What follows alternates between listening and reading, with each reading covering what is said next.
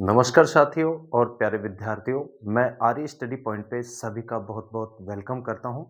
प्यारे विद्यार्थियों, आज हम जो बात करने वाले हैं वो समकालीन जो विश्व राजनीति है, जो कक्षा 12 के अंतर्गत राजनीति विज्ञान विषय के अंतर्गत जो हमारा पेपर है, उसका हम टॉपिक देखेंगे जो सोवियत संघ के जो राष्ट्रपति बने थे मिखाइल गोर्बाचेव और उनके द्वारा जो 2 नीतियों को जो लागू किया गया था, उनके संदर्भ में मिखाइल गोर्बाचेव ने जो है 2 नीतियाँ वहाँ पे लागू करते हैं।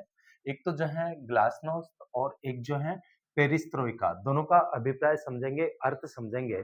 जैसा प्यारे विद्यार्थियों आप सभी जानते हैं कि सेकंड वर्ल्ड वॉर के बाद में अंतर्राष्ट्रीय जो राजनीति थी और अंतर्राष्ट्रीय राजनीति का जो है द्विध्रुवीकरण हो जाता है और संसार के पटल पर जो है 2 प्रमुख रूप से महाशक्तियाँ उभर कर के सामने आती है। एक सोवियत संघ रूस और एक जो है अमेरिका।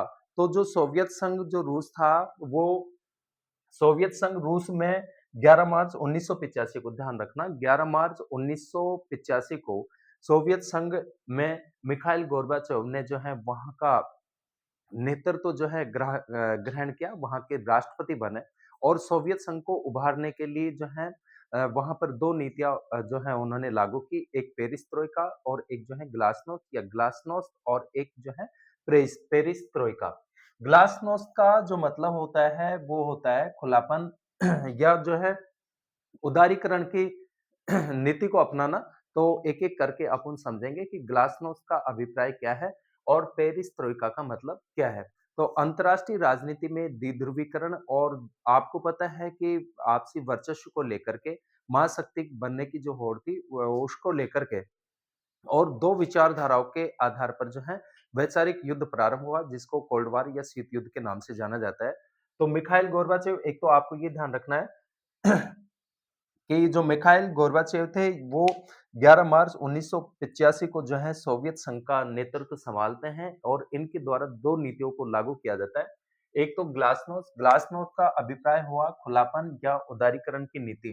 तो ग्लासनोस्ट क्या था कि इस एक ये पॉलिसी थी और इस नीति के तहत जो है खुली बहस को जो है सोवियत संघ में प्रोत्साहन जो है देना था, प्रोत्साहन दिया गया, जिससे लोकतंत्र की शक्तियाँ जो है मजबूत हो सके लोकतंत्र सुदृढ़ बन सके और गोर्बाचेव ने इस बात पर बल दिया कि ग्लासनोस्ट का विस्तार जो है सभी कार्यों में नियोजन तथा प्रशासन में किया जाए। ध्यान रखना कि ग्लासनोस्ट जो है का विस्तार सभी कार्यों में नियोजन तथा प्रशासन में इस नीति को जो है फॉलो किया जाए, इस नीति का पालन किया जाए, जिससे देश में प्रादेशिक, आर्थिक, जातीय, युवा वर्ग संबंधी सामाजिक तथा अन्य समस्याओं पर खुली जो है बहस की जाए ताकि जो है लोगों की सही व सुनिश्चित राय का जो है पता लगाया जा सके किसके माध्यम से ग्लासनोस्ट के माध्यम से और इस नीति के माध्यम से जो है समाजवाद को जो है लोकतंत्र की राह पर जो है चलना था यानी समाजवाद का जो है लोकतांत्रिकरण करना था उदारीकरण को अपनाया जाना था अ, तो ये तो अभिप्राय होता है ग्लासनोस्ट का। ग्लासनोस्ट का मतलब होता है खुलापन या उदारीकरण की नीति। फिर से देखें कि इस पॉलिसी या इस नीति के तहत खुली बहस को प्रोत्साहन दिया गया सोवियत संघ रूस में और जिससे लोकतंत्र की शक्तियाँ मजबूत हों, सुदृढ़ हों और गोर्बाचेव ने इस बात पर बल दिया कि ग्लासनोस्ट का विस्तार सभी कार्यों में नियोजन यानी प्लानिंग के साथ में और प्रशासन में किया जाए ताकि देश में प्रादेशिक, आर्थिक, जातीय, युवा वर्ग संबंधी सामाजिक तथा अन्य समस्याओं पर खुली बहस की जा सके और एक सही राय का जो है पता लगाया जा सके। इस नीति के माध्यम से जो है समाजवाद को जो है लोकतंत्र के राह पर चलना था। आप सभी जानते हैं कि जो सोवियत संघ रूस था वो साम्यवादी था। साम्यवादी विचारधारा से जो है ओतप्रोत था। साम्यवाद को वहाँ पे जो है मजबूत करना था और साम्यवाद के नेतृत्व में जो है सोवियत संघ रूस एक महाशक्ति बना था। 2 महाशक्तियाँ थी उस समय 1945 के बाद में जो है 1945 के बाद में संसार में अंतर्राष्ट्रीय राजनीति में 2 महाशक्तियाँ उभर कर के सामने आई, एक अमेरिका और एक सोवियत संघ रूस। तो सोवियत संघ रूस में 11 मार्च 1985 को जो है मिखाइल गोर्बाचेव वहाँ की सत्ता में आए, उन्होंने नेतृत्व को सँभाला और सोवियत संघ को उभारने के लिए, मजबूत करने के लिए जो है उन्होंने 2 नीतियाँ लागू की, एक ग्लासनोस्ट और एक जो है पेरिस्ट्रोइका। पेरेस अब अपन समझते हैं पेरेस्ट्रोइका का अभिप्राय कि पेरेस्ट्रोइका का मतलब क्या होता है।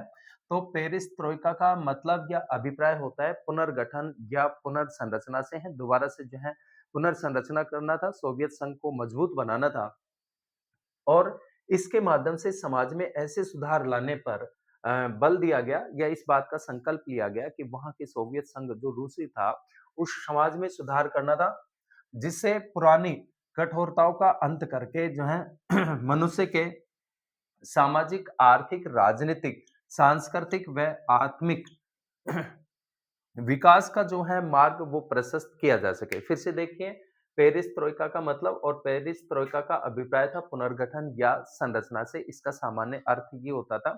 दोनों ही जो शब्द हैं, ये ग्लासनोस्ट और पेरिस्ट्रोइका ये दोनों जो वर्ड हैं वो रूसी वर्ड है, ध्यान रखना कौन से वर्ड हैं? रूसी वर्ड हैं और जो है इस नीति के अंतर्गत इसके अंतर्गत निम्नलिखित जो है बातें थी वो शामिल थी। एक तो जो था कि सामाजिक व आर्थिक प्रगति में जो है तेजी लाना था, इसमें तीव्रता को लाना था, सामाजिक और आर्थिक प्रगति में सोवियत संघ रूस में। इसके अलावा समाज का व्यापक लोकतंत्रीकरण करना था। समाज का व्यापक लोकतंत्रीकरण का मतलब था कि समाज के सभी वर्ग जो हैं लोकतंत्र के अंतर्गत आएँ और लोकतांत्रिक विकेंद्रीकरण करना था, शक्तियों का विभाजन करना था, बँटवारा करना था। ये भी लोकतांत्रिक विकेंद्रीकरण किया जाना भी जो है इस नीति का पेरिस-ट्रोइका नीति का एक जो है प्रमुख उद्देश्य था। व्यक्ति का नैतिक और आध्यात्मिक विकास करना था। इसके अलावा समाज की विकृतियों का पर्दाफाश करना था। ठीक है ना? समाज की विकृतियों को क्या करना? पर्दाफाश, जो समाज में बुराइयाँ थी। प्यारे विद्यार्थियों, जैसा आप सभी जानते हैं कि ग्लासनोस्ट और जो पेरिस-ट्रोइका थी, ये जो 2 नीतियाँ थी, मिखाइल गोर्बाचेव के द्वारा लागू की गई, लेकिन दोनों ही नीतियाँ सोवियत संघ रूस में जो है असफल रही। अ, और लास्ट में क्या होता है कि 26 दिसंबर जो है 1991 को 26 दिसंबर 1991 को मिखाइल गोर्बाचेव अपने पद से जो है त्यागपत्र दे देते हैं। सोवियत संघ रूस के जो बड़े जो गणराज्य थे, जो उसके संघ में शामिल हुए थे, जैसे रू यूक्रेन है, इसके अलावा जो है बाल्टिक जो गणराज्य थे, युगोस्लाविया था, बुल्गारिया था, आदि जो हैं वो सोवियत संघ से विघटन अलग होने की घोषणा कर देते हैं और सोवियत संघ का क्या हो जाता है, विघटन हो जाता है। उसके बाद में अंतर्राष्ट्रीय राजनीति में एक ध्रुवीकरण हो गया और अंतर्राष्ट्रीय पटल पर एक ही महाशक्ति जो है शेष रह गई, अमेरिका, ठीक है? तो आई होप, मैं आशा करता हूँ कि मिखाइल गोर्बाचेव के द्वारा जो 2 नीतियाँ सोवियत संघ रूस में लागू की गई, वो आपको अच्छे से समझ में आई होगी। 12वीं विद्यार्थी के जो 12वीं क्लास के हैं, आरबीएससी के जो विद्यार्थी हैं, निश्चित रूप में उनके लिए क्लास उपयोगी होगी। इस बात की उम्मीद करता हूँ। प्यारे विद्यार्थियों, अगर ये 2 नीतियाँ आपको समझ में आई हों, तो क्लास को लाइक, सब्सक्राइब और शेयर करें। मिलते हैं ऐसे और महत्वपूर्ण टॉपिक के साथ में नेक्स्ट क्लास के अंतर्गत। तब तक सभी का बहुत-बहुत धन्यवाद।